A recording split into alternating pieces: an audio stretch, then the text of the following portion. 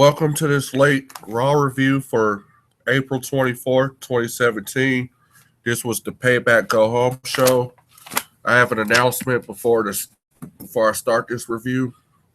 Okay, right now I'm working two jobs.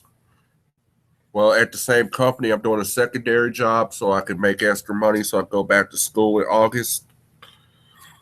Now, it's very important to me that I want to go back to school so I can make something of my life and not be working minimum wage and stuff like that. I want to be able to get a nice $1,000 apartment in the future, drive a fancy car, you know what I'm saying, be able to travel.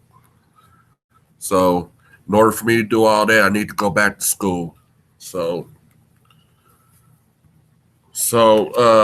Raw and SmackDown reviews probably will be late sometimes, and it's just the way it's going to be for right now. All right, the show started out the usual recap of the events from the past week. Now, after they do the Dan Now Forever, they show the recap of the past 2 weeks of Raw. So, the show actually opens up with Chris Jericho in the highlight reel. Jericho says this will be the last highlight reel on Raw because he will beat Kevin Owens for the U.S. title at Payback and go to SmackDown Live. He says the crowd are his friends and he introduced his guest, which is him. He talks more about Owens and the Miz, and Maurice comes out. Miz says Raw is no longer Jericho since he and Maurice arrived, and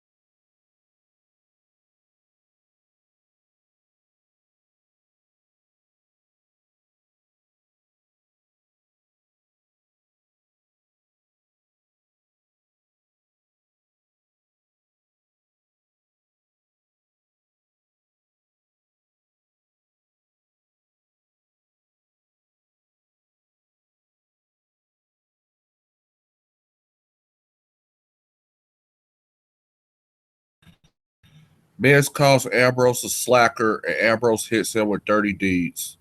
Then Jericho puts Maurice on the list, and the worst opening Raw segment of the year so far ends. Yeah, that was such a shitty ass opening. Shit, Raw's has so many shitty openings. I can't remember which one's the shittiest. So far, I guess this was the shittiest one so far that I can remember. That sucks when Raw doesn't have no good moments now.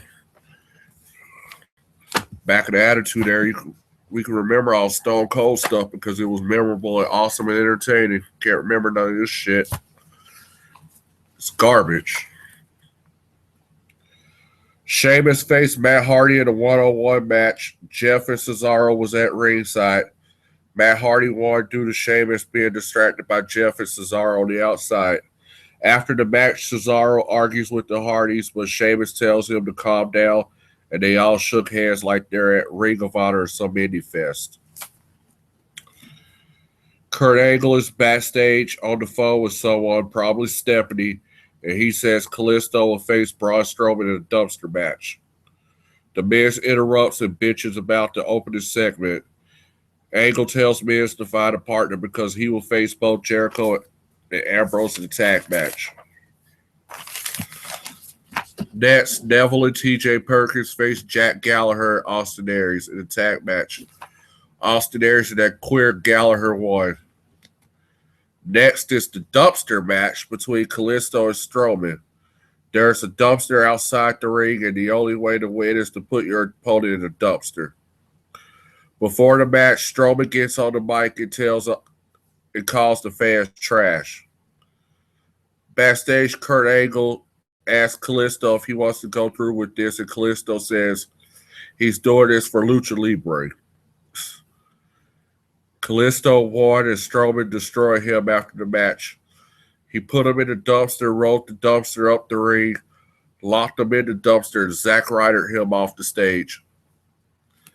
And during that whole thing, Michael Cole's all like, come on, come on. Come on. Now. Immediately afterwards, they show a recap of the segment, and personnel is taking Kalisto to the hospital. Then we get a special look at Roman Reigns, in which nobody gave a fuck about. Because who the fuck gives a fuck about Roman Reigns? Next, Bray Wyatt cuts a Hocus Pocus promo promoting the House of Horrors match for the WWE title against Orton at Payback. We all know he's not winning anyway, so what's the point of this? Dana Brooke beat Alicia Fox. Emma came down the ringside, and after the match, Emma hugged her and left. So I guess Emma's going to be in some lesbian gimmick now. Well, she likes Dana Brooke and now wants to be her girlfriend. The announcers discuss Payback and whore out the network. The beautiful angel, Charlie Caruso, interviews Samoa Joe and Gallows and Anderson backstage. They talk about the 6-man tag match that they will have, where they will be facing Enzo and Cass and Seth Rollins. That match is next. Before the match, Enzo got beat up by the club, and Kurt Angle comes out and puts shit Balor as Rollins and Big Cass's partner. Yeah, he's shit Balor.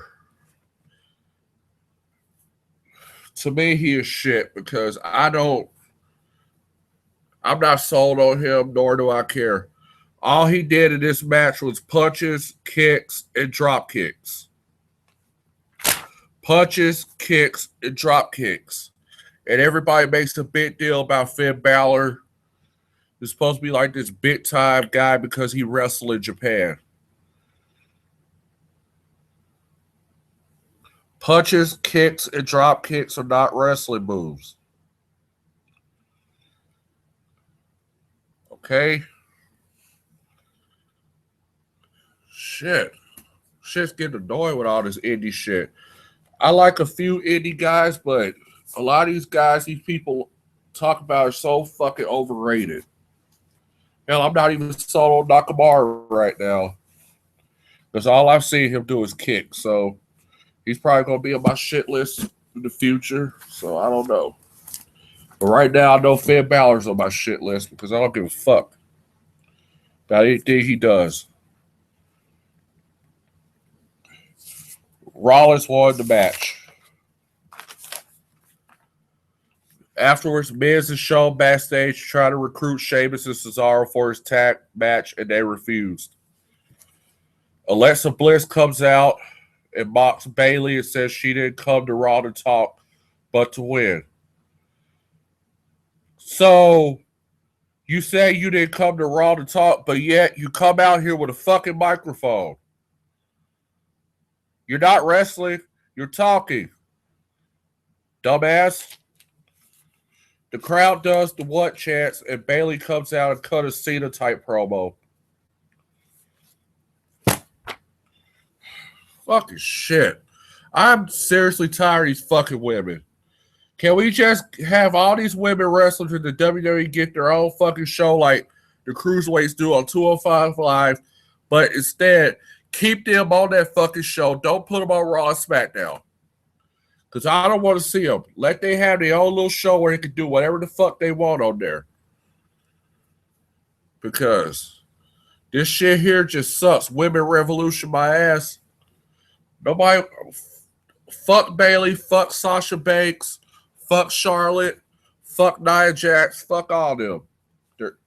They suck.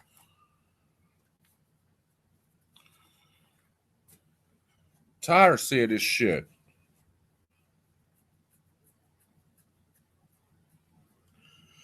So while that was going on, the purple head dog came out. I'm talking about Sasha Banks. And I was all like, fuck this shit. I don't want to see the rest of this. Next segment, I guess they had a match or whatever. Sasha and Alexa. I fucking said fuck it. So I fast forward through the fucking stream and got to this part. Ambrose is backstage with Jericho and he wants to be taken off the list.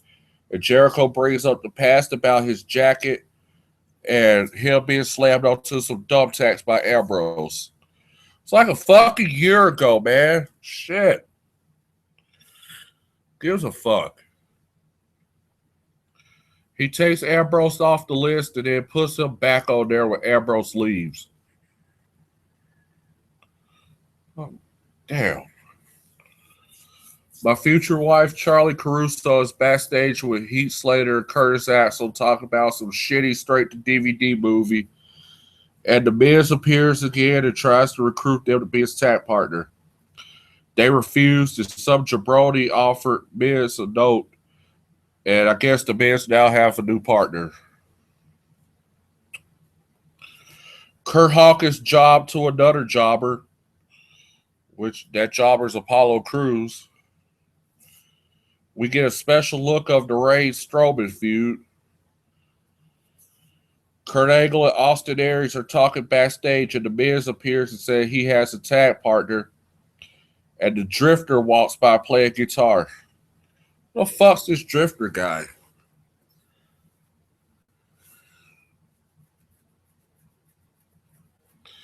And Kurt Angle's all like, that's your partner? And The Miz says, no, he's not my partner. And here we go to the main event. The Miz faced Jericho and Ambrose. Most of that match was a handicap match until the end. Bray Wyatt showed up. And he beat up Jericho, then he beat up Ambrose, and then he gave The Miz Sister Abigail, and the show ended. So this show had a dumpster match on it. This whole show belonged in the dumpster. Just fucking sucks. This fucking sucks. The only reason why I watched this because I want to do a review on this. I want to get this channel up, so I want to start getting these reviews up. So, yeah. This show is just terrible. And just for that, I'm not watching SmackDown nor reviewing it this week. All right. Everybody have a good night. I'm out.